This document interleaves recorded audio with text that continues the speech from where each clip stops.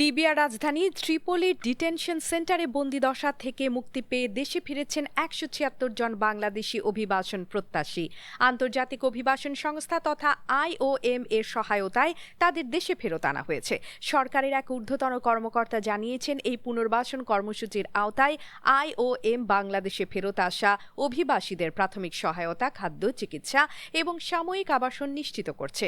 সংস্থাটি জানায়, তারা প্রত্যেক ফেরত আসা অভিবাসীর পুনর্বাসন প্রক্রিয়ায় অংশীদার হিসেবে কাজ করবে।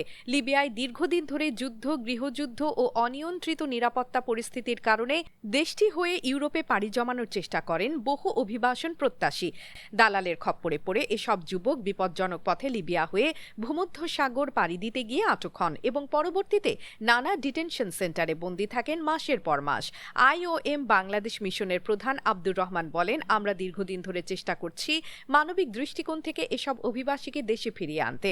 ফেরত আসা ১৭৬ জনের মধ্যে অধিকাংশই মধ্যপ্রাচ্য ও উত্তর আফ্রিকার বিভিন্ন দেশে কাজের আশায় গিয়েছিলেন, কিন্তু শেষ পর্যন্ত অনিয়মিত পথে লিবিয়ায় গিয়ে আটকা পড়েন। এদিকে হযরত শাহজালাল আন্তর্জাতিক বিমানবন্দরে পৌঁছানোর পর ফেরত আসা অনেকেই আনন্দ ও কৃতজ্ঞতা প্রকাশ করেন।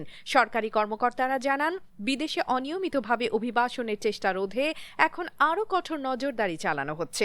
যারা এই পথে মানব পাচারের সঙ্গে জড়িত তাদের শনাক্ত করে আইনগত ব্যবস্থা নেওয়া হচ্ছে।